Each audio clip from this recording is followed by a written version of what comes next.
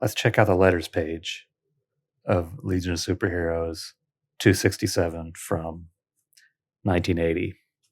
It's the Legion Outpost. Let's do it. And this is all covering issue, the circus issue, right? Well, you said 260 was a circus issue, and 261 is, I don't know what it is. Oh, it's a two-parter. The 260 and 61 are both the circus two-parter. The first letter is from J. Sport of Washington, D.C. Dear Editor, I'm very disappointed with the latest issue of Legion, number 260. My largest criticism is with the art. It looks especially poor when compared with that great cover art of Dick Giordano's. Any chance of him doing one of your stories? If you're going to experiment, please try every one available. Swan, Apparel, Grell, Novik, even Starlin or Simonson. The story wasn't so hot either. I can't believe it took the Legion this long to decide to build their HQ themselves with the powers at their command. It shouldn't take very long. Don't you hate it when somebody says, like, you're so good, it shouldn't take so long. It should be really easy for you and not take too long. Unbelievable. That's what this J Sport guy sounds like. He says, last time their clubhouse was destroyed, they received gifts from other worlds. This should be done again, but please, not another miracle machine. As for the murder and the circus plot, it could be a good short story, but I don't think it rates a two-parter. And this issue 267 is also a two-parter, kind of a weak two-parter. I guess maybe they were just doing that back then, turning something that should be a short story into two issues. He says there were some good there were some good points of the issue. He likes it when a Legionnaire goes undercover, and Legionnaires on loan to Brand is a great device to limit the number of characters in your story. He'd like to see the return of Tyrock. He says, if the Legion has no income, that should really be handled. You can form a finance committee. Dream Girl can use her powers and invest their money in skyrocketing companies. That doesn't sound very ethical. Yeah. I mean, they explain that Dream Girl is incapable of doing that, but like if your power was, like if everybody on your planet could predict the stocks, would it be illegal for you to go to another planet where people are unable to do that and just get all the money? Wouldn't it be racist to pass a law that says Dream Girl cannot come to Earth and manipulate the stock market using her superpowers? Or to say a Naltorian can't do it? That's a tough question. Do they all have the power there? I mean, obviously her sister doesn't, but was she like blind, or was it only certain people there? I think all of them have the power to some degree, but I think the best ones become like the High Seer or whatever.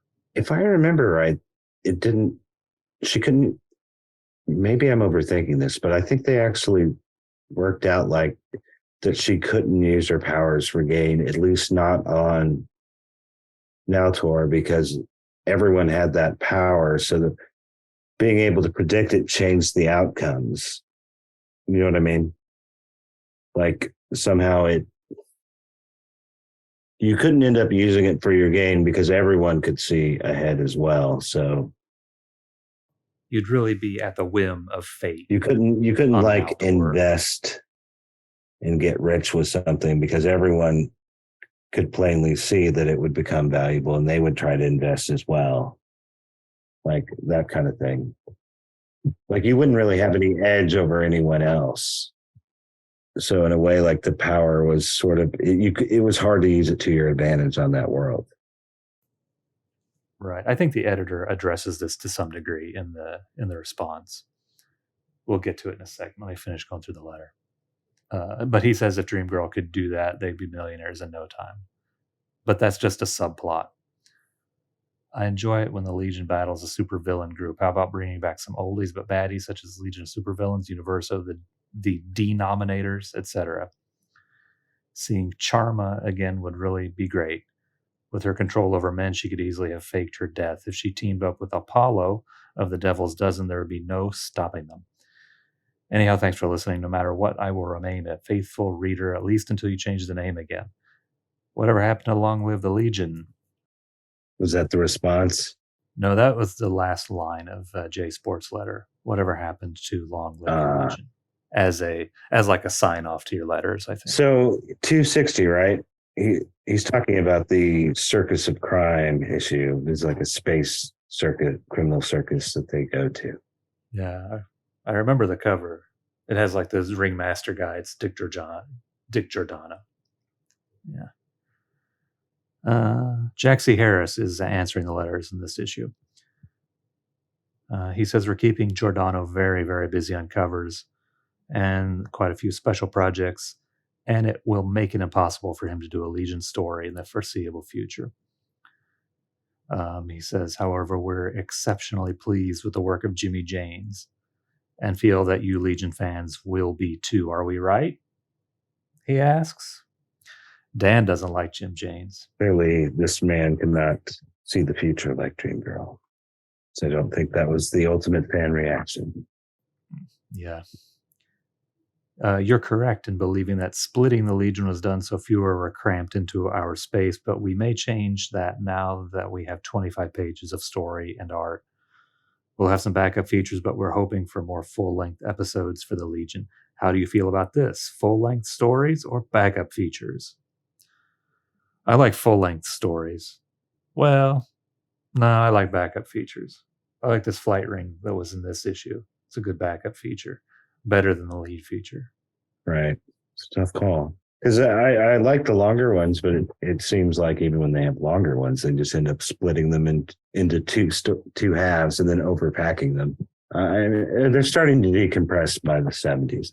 Yeah. I don't like the way 266 and 67 were, where it's like that could have been one issue. Yeah. And they could have got it out of my life, this one terrible issue, instead of making it two boring issues in a row. Well, something I don't understand, and I don't have the hard copies, but to know, but I think both parts are only like 17 pages long. And this one has a backup to make up the pages. Is the other one just shorter, or does it have a backup in it as well, or a reprint? Maybe they made the switch from, like he says, now we have 25 pages. Oh, I bet you're right. Increase the page count between these two issues. That sounds because correct. The reprint book doesn't have a backup story. Right. But if it was a non-Legion story or just a reprint, like a Kurt Swan story or something, it wouldn't make sense to collect it here. I guess so. And yeah, it is. It's only 17 pages, like you said. I don't know. I wonder what's in there. It looks like maybe all the stories before that might be 17 pages. Oh, so it's maybe a 24-page book, and there's 7 pages of letters, page, and ads. The circus story is only 17 pages. But they must... Yeah, okay. Did they shrink down to 17 and then go back up? So shrink down. Because weren't they like 22-ish pages in the early 70s? I have no idea. One point about Dream Girl, she cannot control the future dreams she has. So dreaming the stock market would be impossible for her unless she just happened to do so. Well, she can't deliberately dream about something to see the future.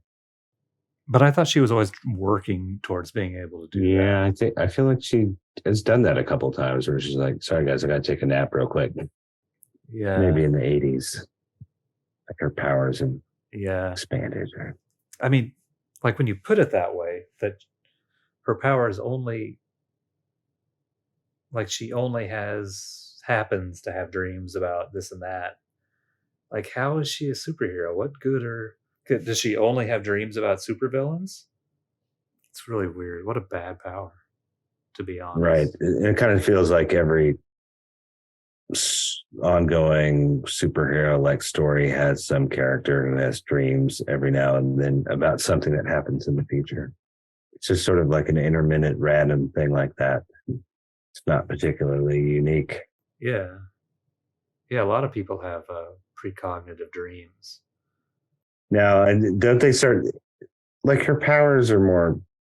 She uses them like more actively later. I think isn't she able to like predict people's punches? Or I feel like she's Yeah. able to. Maybe she's narcoleptic or something. Like she's half asleep all the time. I don't know what the difference is, but I think she has more active precognitive powers later. Yeah. I mean, I think she's supposed to have stronger powers than the rest, Mm-hmm. but if she can only get information while she's asleep and Mm-hmm. dreaming, then yeah, shit like predicting that this guy's going to punch me and I'll avoid it, like that's not what her powers do. Uh-huh. She might dream that this guy actually does hit her, but she can't change that. That's what this letter says. Yeah, I think what I'm talking about is like a later kind of power up kind of thing to make her more useful. I think maybe they did that in the 80s, maybe even after Zero Hour, actually. Not sure. I don't know though. They use her a lot, like in this stuff, right? She's got to have better powers than just like, oh, I happen to dream about us beating Tharok. You know? She has other useful skills, right? Like she's a genius. She's like, Well, yeah, but her name's Dream Girl. Like she's on the team because she has these dreams. she's like very, like, gives Brainiac 5 a run for his money. I mean, obviously he's smarter, but if he wasn't there, she would be their science character. I think that was also a later power up thing. No, because I think in her very first appearance, she like invents something very useful to them as like a parting gift or something. Like Element 152. Yeah, she either grants them an element or she, I want to say she like maybe cured them of a plague or something. But Hmm. well, she was almost too powerful. Like she was too good at everything. So obviously she was just visiting because you couldn't have a character that good join the team. Why? What do you mean? Like she was too powerful when she first showed up. Like she was like she showed up. They acted like she was going to join the team, but she didn't really stay. Like she was only there for like an issue or something, and she left. That kind of sounds like White Witch. Well, she didn't show up till the 80s, right? Well, I mean, she showed up a couple times back then, but Yeah, she showed up and she helped him out, and then she didn't join the team. okay. Well, maybe I'm dreaming this up. Literally. Art Young, 5, Oaken Lane, Trenton, New Jersey. He says, Dear Jack, congrats on Legion number 261. I was pleased to see the use of Starboy, Princess Projector, Timberwolf, and even Mon-El, Brainiac 5, and Phantom Girl in starring roles. It's refreshing to see some new heroes in action. It becomes very tiring seeing the faces of Lightning Lad, Saturn Girl, and Cosmic Boy issue after issue.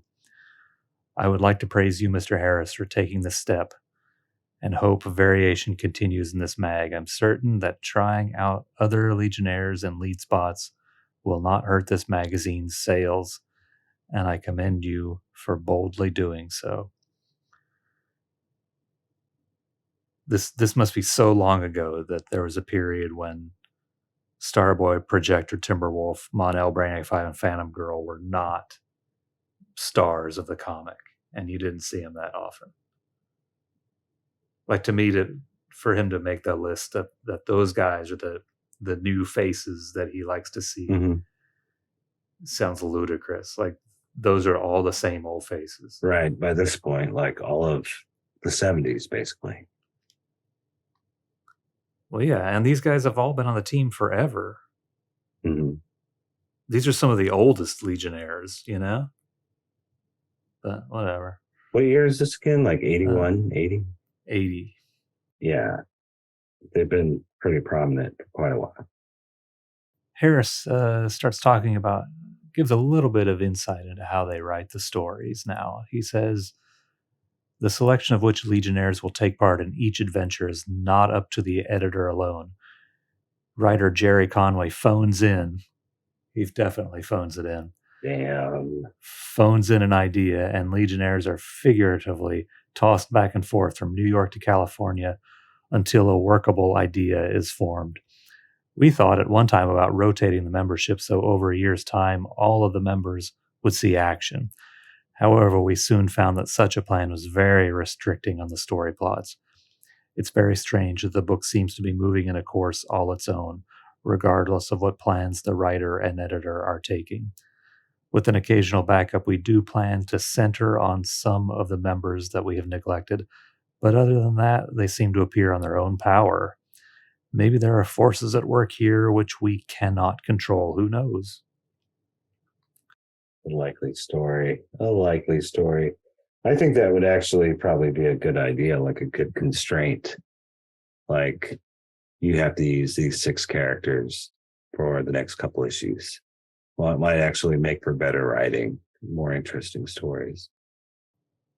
Yeah, exactly. Like you can't be like, well, I definitely need Monel to be able to beat up this guy, so Right. I have to use him.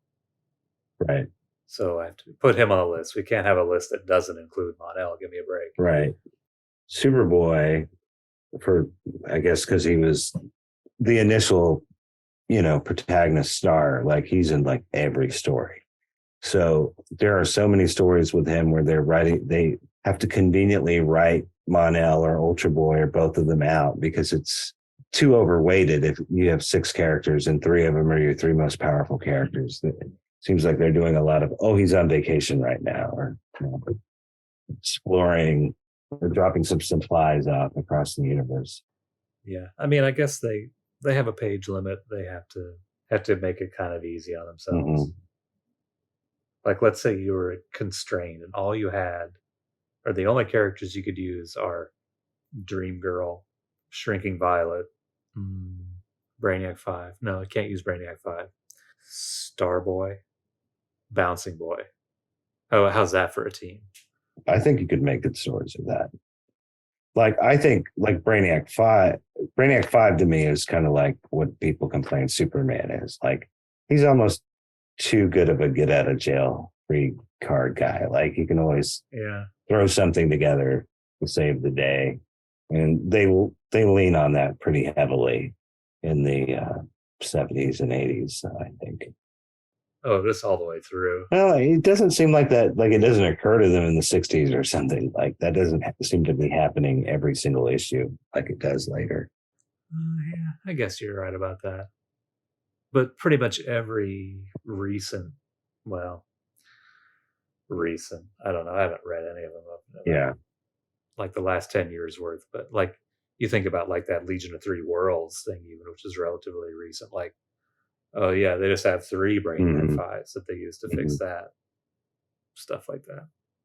Right. Like early on, I think, if anything, they kind of made a big deal out of him being kind of useless or something. And it's a good thing he's got his force field belt, or he's just like dead weight, in the same way that they write off, Duo Damsel and a lot of the other characters.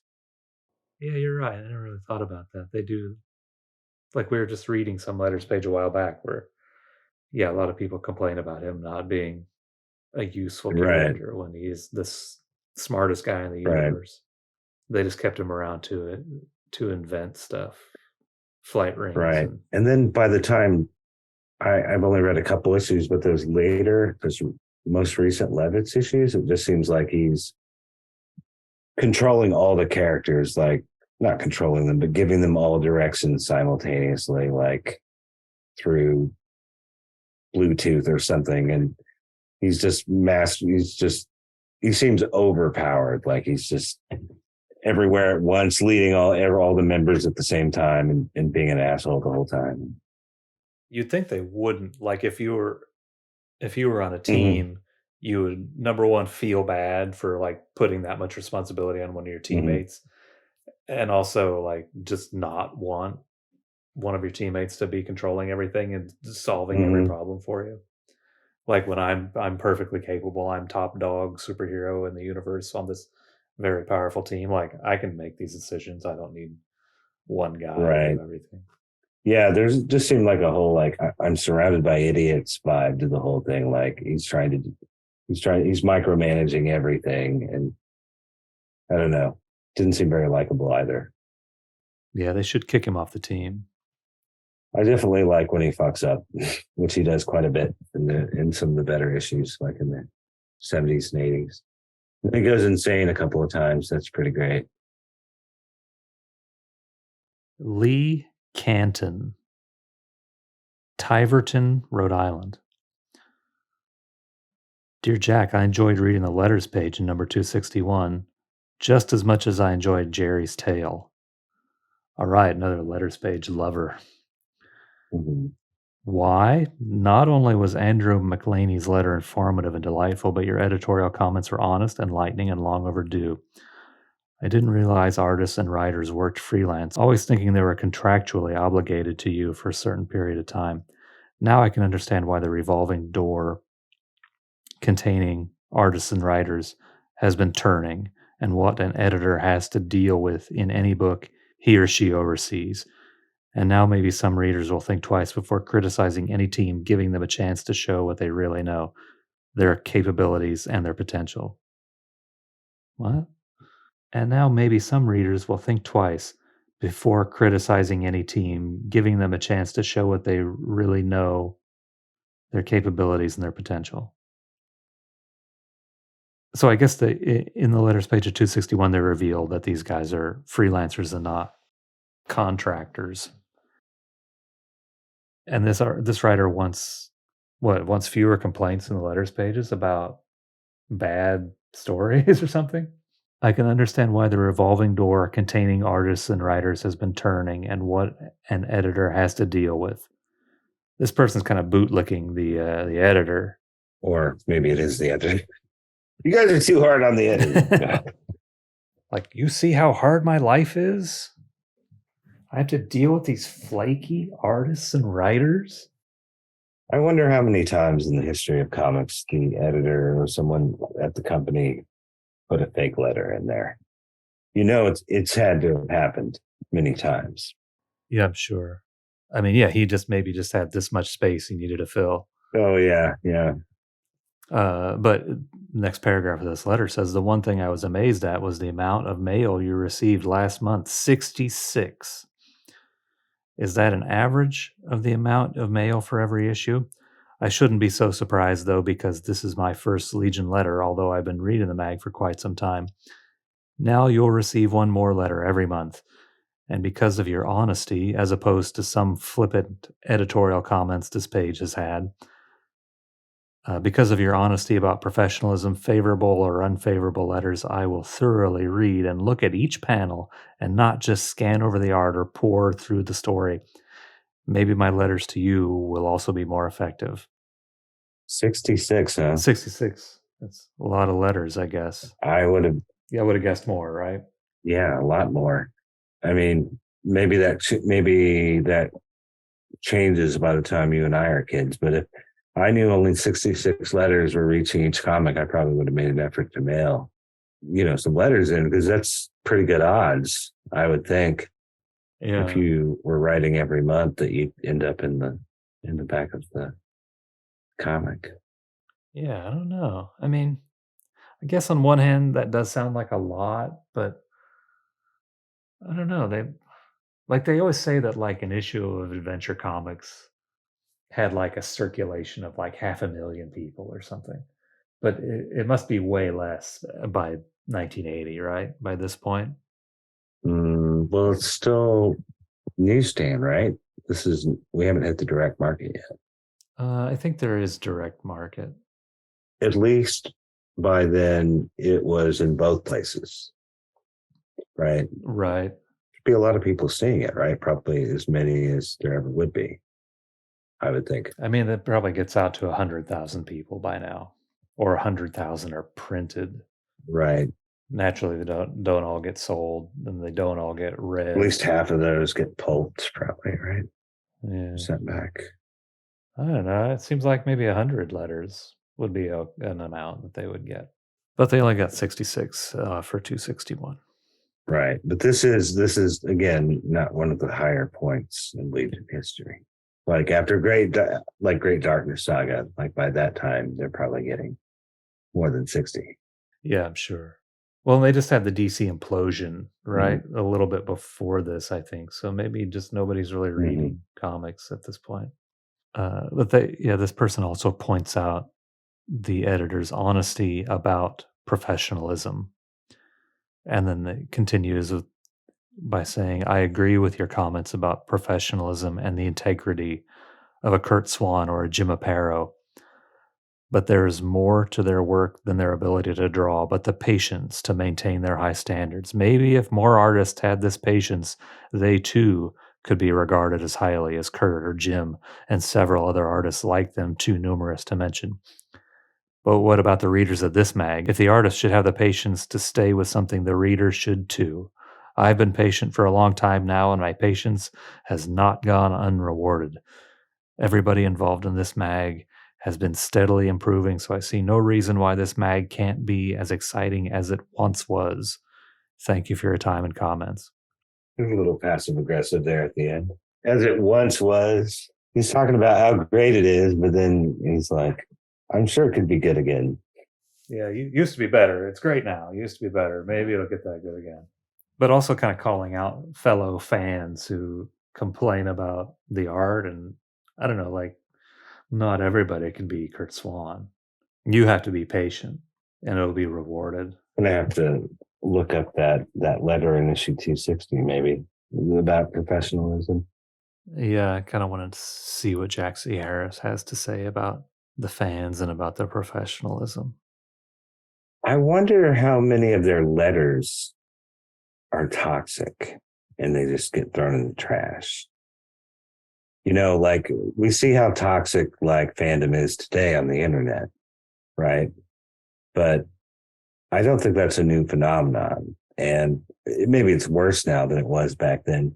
But the sad truth, like if you work anywhere that has a comments box, for example, it's all negative stuff. People aren't writing, you guys did a good job, you served me well. It's only the people writing who are pissed off. And I just wonder, like, are these like once they filter out all the hate mail, they have like 10 letters to choose from? Or be interesting to ask someone who's editing letter columns. Yeah. Well, it kind of seems like he might have addressed that in the 261 letter, because they say something here about favorable and unfavorable letters. But I mean, do you think that, like, you know, like you get death threats back in 1980 when you're like, oh, this new Shrinking Violet costume, fucking kill you. How dare you? You ruined my childhood. She should be wearing a green skirt. Yeah, I think there probably is some of that. I don't know that there anyone's like accusing the editor of being a pedophile or you know, like they do these days, but we're having some sort of woke agenda to like turn people gay or whatever they think they're doing. But our comic editors doing that? Jack Harris says, we consider this letter a challenge, not to us, but to you other Legion fans and readers. Support this comic. You've been doing so for years and years, and we know you will continue to buy Legion of Superheroes. But let's hear from you as well. We'd like to break some records here. Let's see if the Legion can receive more letters than any other comic this month. Do it right. Don't just say the negative stuff. Don't just say you still wish Mike Grell was drawing it. Go easy on the death threats. Oh, that's it for that letters page. It sounds like this 261 letters page would be the one to read.